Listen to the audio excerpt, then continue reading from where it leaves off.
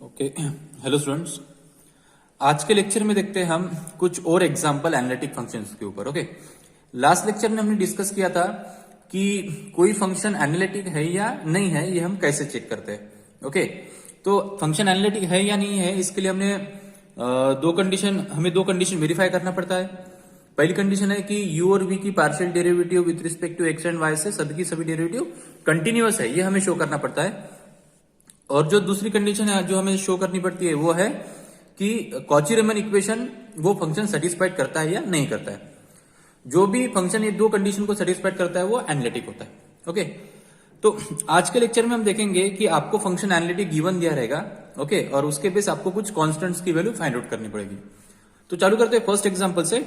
Okay, determine a B C d so that the function f of z equal to x square plus a x y plus b y square plus i times c x square plus d x y plus y square is analytic. Okay, तो यहां पे जो function दिया आपको f of z, ये analytic given दिया है आपको। ओके, ये जो फंक्शन गिवन दिया है ये एनालिटिक गिवन दिया है। आपको ये बी सी डी की वैल्यू फाइंड आउट करना पड़ेगा। ओके, अगर फंक्शन एनालिटिक है तो ये फंक्शन दो कंडीशन को सेटिस्फाइड करती है। ओके, पहली कंडीशन की u और v की partial derivative with respect to x and y से सभी की सभी कंटिन्यूअस है।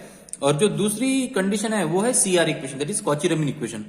तो ये फंक्शन एनालिटिक गिवन दिया है, तो ये फंक्शन जो है वो कॉची रीमन इक्वेशन को भी सेटिस्फाइड करेगा। ओके, तो जनरली ये जो एफ ऑफ जेड है ये फंक्शन ऑफ कॉम्प्लेक्स वेरिएबल है, और फंक्शन ऑफ कॉम्प्लेक्स वेरिएबल हम लिखते हैं जो स्टैंडर्ड फॉर्म जो है इसका u प्लस आई वी के फॉर्म में। ओके ना, तो एफ ऑफ जेड का जो रियल पार्ट रहता है वो u रहता है और इमेजिनरी जो पार्ट रहता है वो v रहता है। तो इस फंक्शन का जो रियल पार्ट है x square plus a x y plus b y square वो रहेगा आपका u। So therefore here u equal to x square plus a x y, okay now, plus b y square. Okay now, and जो imaginary part है वो रहेगा आपका v। So v is equal to ये है आपका c x square plus d x y plus y square. Okay now, अभी मैं u और v को पार्शियली डिफरेंशिएट करता हूं with respect to x and y से। सो आपको मिलेगा del u by del x, differentiate u partially with respect to x। First term में x है, इसकी डेरिवेटिव होगी x स्क्वेयर की 2x प्लस, ओके नाउ यहाँ पे a और y कांस्टेंट होगा और x की डेरिवेटिव 1, तो यहाँ पे a y कांस्टेंट और x की डेरिवेटिव 1 प्लस थर्ड टर्म में x नहीं है तो इसकी डेरिवेटिव 0। सो आपको del u by del x मिलता है। So del u by del x is equal to 2x plus ये y। ओके नाउ, अब मैं u को डिफरेंशिएट करता हूं partially with respect to y से। ओके, फर्स्ट टर्म में y नहीं है, डेरिवेटिव 0। सेकंड टर्म में y है तो y की डेरिवेटिव 1 और ax जो रहेगा वो कांस्टेंट होगा, y की डेरिवेटिव 1, और यहाँ पे b कांस्टेंट होगा, y स्क्वायर की डेरिवेटिव 2y। क्लियर है नाउ, तो यहाँ पे कितना आएगा, यहाँ पे ये x plus twice b y, ये होगा आपका del u by del y. Okay, so del u by del y निकाला, del u by del x निकाला। ओके नो, अब यहाँ पे हम del v by del x निकालते हैं, differentiate v partially with respect to x। तो c constant होगा और x स्क्वायर की डेरिवेटिव 2x, तो 2cx मिलेगा। ओके, यहाँ पे x है, x की डेरिवेटिव 1, dy होगा कांस्टेंट और x की डेरिवेटिव 1। y स्क्वायर में यहाँ पे थर्ड टर्म में x नहीं है तो इसकी डेरिवेटिव 0, तो del v by del x आपको इतना मिलता है, ये होगा आपका del v by del x. Okay ना, अब निकालते del v by del y, differentiate v partially with respect to y। First term में y नहीं है, डेरिवेटिव होगी 0। सेकंड टर्म में y है तो y की डेरिवेटिव 1, dx कांस्टेंट है। ओके ना, प्लस यहाँ पे y स्क्वायर की डेरिवेटिव 2y, तो ये होगा del v by del y। तो आपने u और v की partial derivative with respect to x and y से फाइंड आउट कर लिया है। ओके ना, तो ये है आपका del u by del x। Okay ना, और ये है del u by del y, del v by del x and del v by del y। Okay ना, अभी आपको क्या गिवन दिया है, आपको गिवन दिया है कि f ऑफ z ये एनालिटिक फंक्शन है। ओके ना, so given that f of z is analytic function, ये आप लिखता हूं, given that f of z is an analytic function, okay ना, एफ ऑफ जेड आपको एनालिटिक फंक्शन दिया है, ओके। अगर कोई फंक्शन एनालिटिक दिया है आपको तो वो सीआर इक्वेशन को सेटिस्फाइड करता है। So therefore it satisfy CR equation, okay. That is, क्या है सीआर इक्वेशन कि del u by del x की वैल्यू ये del v by, CR equation क्या होता है, del u by del x की वैल्यू ये del v by del y के बराबर होती है, and del u by del y की वैल्यू ये minus del v by del x के बराबर होती है। ये होता है आपका सीआर इक्वेशन, ठीक है ना। अब सीआर इक्वेशन में हम वैल्यू पुटअप करते हैं और हम फाइंड आउट करते हैं ए बी सी डी की वैल्यू, ओके ना। So what is del u by del x, del u by del x है आपका 2x plus a y, okay, is equal to, अब del v by del y कितना है, del u by del x है आपका 2x plus a y और del v by del y है आपका dx प्लस 2y, ओके ना। तो ये है dx प्लस 2y, ओके ना। तो इसका मतलब दोनों साइड सेम है, तो आप दोनों साइड के x और y के कोएफिशिएंट को कंपेयर कर सकते हो। तो दोनों साइड कब सेम होगी, अगर लेफ्ट हैंड साइड में 2x है तो राइट हैंड साइड में भी 2x होना चाहिए। तो x के कोएफिशिएंट कंपेयर करो, यहाँ पे x का कोएफिशिएंट d है राइट में और लेफ्ट में x का कोएफिशिएंट 2 है, तो यहाँ पे d की वैल्यू मिलती है मुझे 2, ओके ना। एंड लेफ्ट हैंड साइड में y का कोएफिशिएंट ये है और राइट हैंड साइड में y का कोएफिशिएंट 2 है, तो यहाँ पे ये की वैल्यू मिलती है मुझे 2, ठीक है ना। तो ये हो गया आपका ये और d की वैल्यू। अब निकालते हैं b और c की वैल्यू। तो हमारे पास और दूसरी कॉची रीमन इक्वेशन है, कौन सा है, del u by del y equal to minus del v by del x. यहाँ पे del u by del y की वैल्यू पुटअप करते हैं, ये एक्स प्लस 2by, तो ये x plus 2by is equal to minus del v by del x कितना है 2cx प्लस dy, ओके ना। तो यहां पे मिलेगा ये x plus 2by is equal to minus 2cx minus dy, okay ना। तो यहां पे भी सेम होगा, दोनों साइड सेम है तो मैं x और y के कोएफिशिएंट कंपेयर कर सकता हूं। तो यहां से क्या मिलेगा आपको, यहां पे x का कोएफिशिएंट लेफ्ट हैंड साइड में ये है और राइट हैंड साइड में माइनस 2c है, ठीक है ना। और यहाँ पे एंड यहाँ पे y का कोएफिशिएंट 2b है लेफ्ट हैंड साइड में और राइट हैंड साइड में y का कोएफिशिएंट माइनस d है, करेक्ट है ना। बट ये और d की वैल्यू आपको पता है, तो यहाँ पे मैं ये और d की वैल्यू पुटअप करता हूँ। What is the value of ये is 2 equal to minus 2c and यहाँ पे 2b is equal to minus d की वैल्यू भी कितनी है 2 है, ओके। तो यहां से मिलेगा आपको कितना, c equal to -1 and b equal to -1, ठीक है। तो इस तरीके से हम ए बी सी डी की वैल्यू फाइंड आउट कर सकते हैं। सो देयरफॉर, ठीक है, देयरफॉर आपको चारों कांस्टेंट की वैल्यू मिलती है, ए की वैल्यू मिलती है 2, b की वैल्यू मिलती है -1, c की वैल्यू मिलती है -1 एंड d मिलता है आपको 2, ओके ना। तो अगर कभी भी कोई फंक्शन एनालिटिक गिवन दिया है आपको और कांस्टेंट की वैल्यू फाइंड आउट करना है, तो आप इसको इस तरीके से सॉल्व कर सकते हो, मतलब, ठीक है, मतलब क्या, आप सीआर इक्वेशन से इसको सेटिस्फाइड कर, मतलब फाइंड आउट कर सकते हो वैल्यू। आपको देखो प्रोसेस कैसे होगी, एफ ऑफ जेड को u प्लस आई बी के साथ कंपेयर करो, एफ ऑफ जेड का रियल पार्ट होगा u और इमेजिनरी पार्ट होगा v, ओके।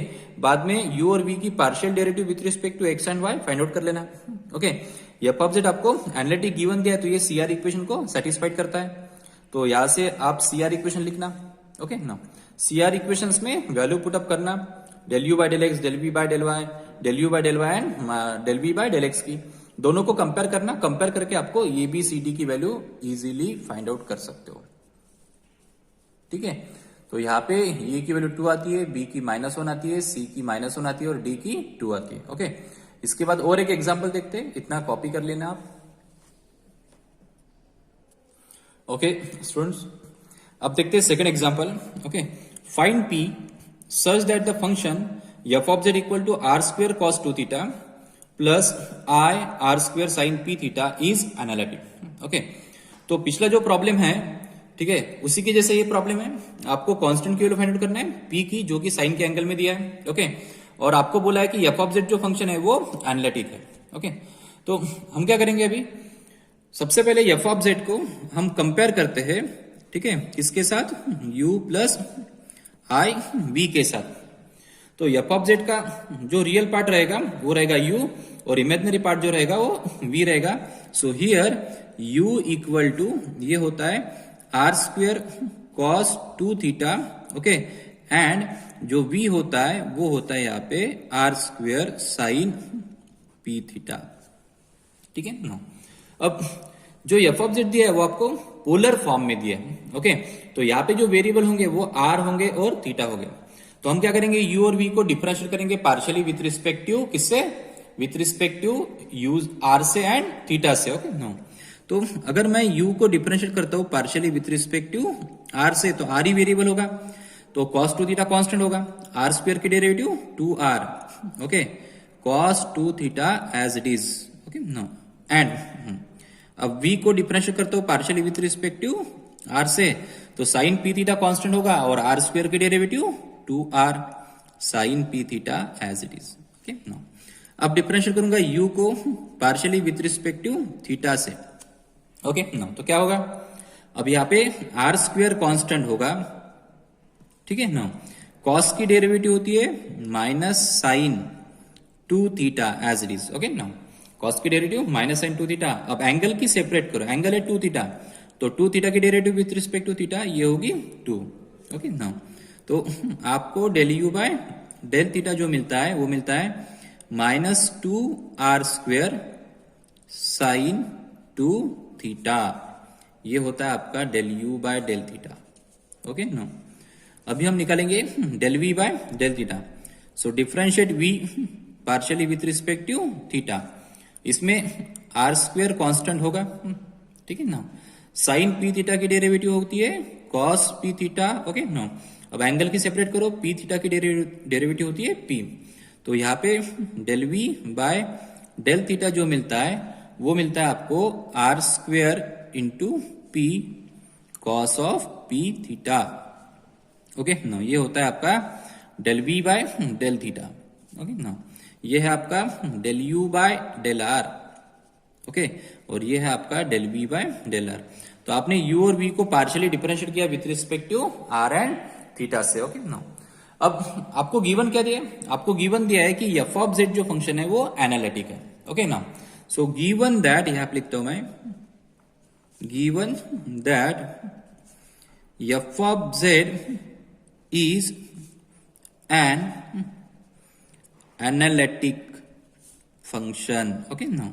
आपको एफ ऑफ जेड क्या दिया है, एनालिटिक दिया है, तो इसका मतलब ये सीआर इक्वेशन को सेटिस्फाइड करेगा। So therefore it satisfy CR equations, okay no. अब क्या है सीआर इक्वेशन, अब एफ ऑफ जेड जो है आपको पोलर फॉर्म में दिया है, तो सीआर इक्वेशन भी आपको पोलर फॉर्म में पता होनी चाहिए। तो सीआर इक्वेशन पोलर फॉर्म में होते हैं del u by del r, CR equation in polar form are del u by del r is equal to 1 by r del v by del theta, okay now ये होता है first CR equation in polar form, okay no. And दूसरा जो CR equation है polar form में वो है del v by del r is equal to 1 by r minus 1 by r, okay now minus 1 by r into del u by del theta, okay now। तो ये जो CR equation है ये polar form के लिए, ओके।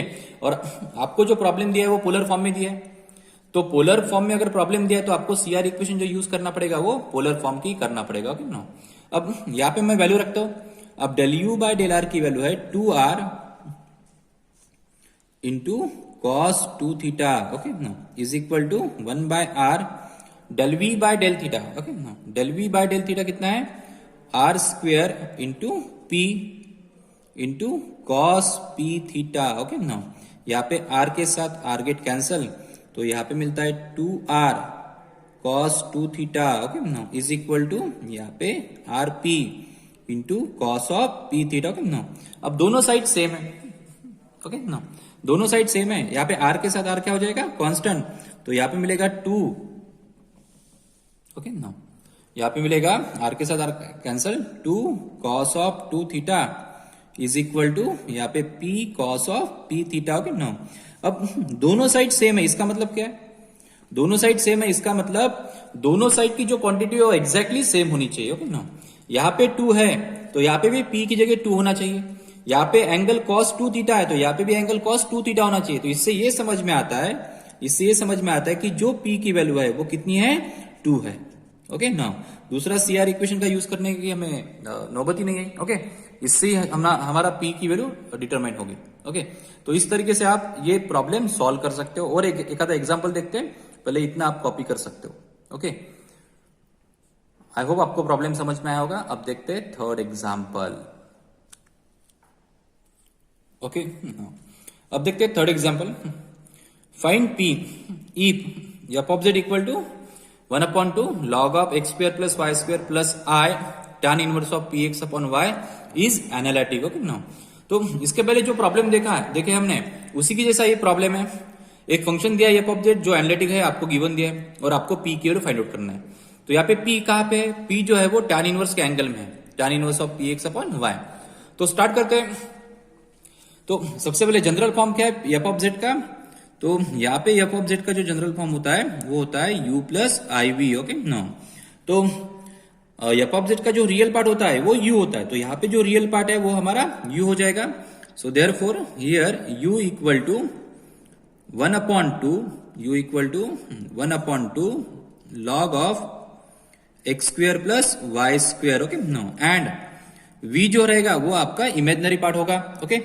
तो v कितना है यहाँ पे, ये है tan inverse of px upon y, okay ना। हाँ, अब हम डिफरेंशिएट करते हैं u को partially with respect to x से। So del u by del x 1/2 constant, log की डेरिवेटिव कितनी होगी, log हट जाएगा, जिसकी जो वैल्यू है वो डिनोमिनेटर में ट्रांसफर होगी, ओके ना। मतलब इस तरीके से x square plus y square, okay ना। अब उसके वैल्यू की अलग से डेरिवेटिव करो, x square plus y square की derivative partially with respect to x है, तो एक्स स्क्वेयर की होगी 2x, वाई स्क्वेयर की 0। तो यहाँ पे 2 के साथ 2 गेट कैंसल, तो आपको del u by del x मिलता है x upon x square plus y square, इस तरीके से, ओके ना। अब निकालते हैं del u by del y.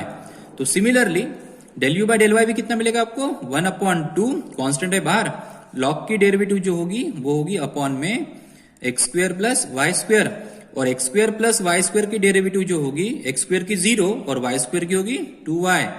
तो 2 के साथ 2 गेट कैंसल, ओके। और यहाँ पे आपका आंसर मिलता है y upon x square plus y square, इस तरीके से, ओके ना। तो del u by del x और del u by del y आपको मिल गया। अब डिटरमाइन करते हैं del v by del x, okay ना। So differentiate v partially with respect to x। So del v by del x, tan inverse की derivative कितनी होती है, tan इनवर्स की डेरिवेटिव होती है 1/1 प्लस, ओके, जो एंगल है उसका स्क्वायर, मतलब p square x square upon y square, okay, ये होगी tan इनवर्स की। अब उसके एंगल की सेपरेट करना पड़ेगा px अपॉन वाई की, तो यहाँ पे p अपॉन वाई जो रहेगा वो कांस्टेंट हो गए और x की डेरिवेटिव जो होगी वो 1 होगी, ओके ना। तो इसको सिंप्लीफाई करते हैं, del v by del x is equal to, यहाँ पे क्रॉस मल्टीप्लाई करो, ये y square upon plus p square x square upon y square हो जाएगा। तो वाई स्क्वेयर अपॉन के अपॉन में तो वो न्यूमरेटर में ट्रांसफर होगा। सो वाई स्क्वेयर अपॉन ये होगा y square plus p square x square, okay ना, इनटू यहाँ पे पी अपॉन वाई, तो वाई के साथ एक वाई कैंसिल, ओके। सो यहाँ पे del v by del x जो मिलता है वो मिलता है आपको पी वाई, ओके ना, अपॉन में यहाँ पे y square plus p square x square, okay ना। अब मुझे जो लगता है वो del v by del x sufficient हमें पी की वैल्यू डिटरमाइन करने के लिए। अगर आप del v by del y निकालना चाहते हो तो आप del v by del y भी निकाल सकते हो, ओके ना। अब del v by del x कौन से सीआर इक्वेशन में आता है, del v by del x आता है del u by del y is equal to minus del v by del x, इस सीआर इक्वेशन में, ओके ना। तो अभी हम देखेंगे, चलो del v by del x निकाल ही लेते हैं, ओके नो। एंड यहाँ पे लिखता हूं मैं del v by del x differentiate v, sorry del v by del x निकाल चुके हम, del v by del y निकालेंगे अभी। So differentiate v partially with respect to y, तो tan इनवर्स की जो डेरिवेटिव होती है वो होती है 1/1 प्लस एंगल का square p square x square upon y square, okay no. हाँ, अब एंगल की सेपरेट करो, पी एक्स अपॉन वाई की, तो यहाँ पे पी एक्स होगा कांस्टेंट, बाहर आ जाएगा। ओके, 1 अपॉन वाई की डेरिवेटिव होती है -1 बाय वाई स्क्वेयर, इस तरीके से। ओके ना, अब यहाँ पे क्रॉस मल्टीप्लाई कर लेते हैं, देखते कितना मिलता है। ये चला जाएगा ऊपर, ये y square upon y square plus p square x square into, okay ना, ये minus p x upon y square है। ओके, यहाँ पे वाई स्क्वेयर के साथ वाई स्क्वेयर गेट कैंसल, तो del v by del y मिलता है आपको minus p x upon y square plus p square into x square, ये होता है आपका del v by del y. Okay ना, चलो अब मिल गए सभी डेरिवेटिव हमारे पास है। अब हम यूज करेंगे C R equation. Okay now, so from C R equation given that f of z is analytic. Okay, now f of z is analytic, so therefore it satisfy CR equations. Okay, now तो हम use करेंगे पहला CR equation, so therefore del u बाय del x is equal to, ये होता है del v बाय del y के बराबर। ओके नाउ, इसमें हम वैल्यू पुटअप करते हैं, सो del u बाय del x की जो वैल्यू है वो है x upon x square plus y square is equal to del v बाय del y की जो वैल्यू है वो है माइनस पी एक्स अपॉन, ठीक है ना, P square x square plus यहाँ पे वाई स्क्वेयर। ओके नो, अब देखिए दोनों साइड इक्वल है। ओके नो, तो इससे ये समझ में आता है यहाँ पे एक्स स्क्वेयर है, यहाँ पे एक्स स्क्वेयर है, यहाँ पे एक्स स्क्वेयर का कोएफिशिएंट 1 है, तो यहाँ पे पी स्क्वेयर की वैल्यू कितनी होनी चाहिए 1। यहाँ पे वाई स्क्वेयर है, यहाँ पे वाई स्क्वेयर है, यहाँ पे एक्स का कोएफिशिएंट कितना है पी है, माइनस पी है, तो यहाँ पे एक्स का कोएफिशिएंट भी -1 होना चाहिए। मतलब यहाँ पे 1 है, यहाँ पे पी की वैल्यू कितनी हो जाए, यहाँ पे पी की वैल्यू -1 है, तो आप इसके कोएफिशिएंट को कंपेयर कर सकते हो। तो यहाँ पे एक्स का कोएफिशिएंट है माइनस पी और यहाँ पे एक्स का कोएफिशिएंट है 1। ओके, तो इसका मतलब ये है कि p की जो वैल्यू मिलती है वो मिलती है आपको -1, ध्यान में रखना। ओके नाउ, आप इसको भी कंपेयर कर सकते हो, लेकिन इसको कंपेयर करने से पी स्क्वेयर की वैल्यू जो रहेगी वो 1 हो जाएगी, तो p की वैल्यू +-1 हो जाएगी, तो +1 आएगा या -1 आएगा, इससे ये डिसाइड करता है कि +1 रहेगा या -1 रहेगा। ओके, तो यहाँ पे -p के बराबर 1 हो गया, तो p की वैल्यू हो जाएगी -1। तो इस तरीके से आप फाइंड आउट कर सकते हो p की वैल्यू। ठीक है, आई होप आपको तीनों एग्जाम्पल आज के समझ में आए होंगे। ओके, इसके बेस जो होमवर्क है वो मैं मूडल पे अपलोड कर दूंगा, आप उसको सॉल्व कर लीजिए। ठीक है ना, कुछ एग्जाम्पल्स। चलो तो फिर ठीक है, आज के लेक्चर में इतना काफी है, बाकी जो है वो हम देखेंगे नेक्स्ट लेक्चर में। ओके, चलिए फिर मिलते हैं, बाय बाय।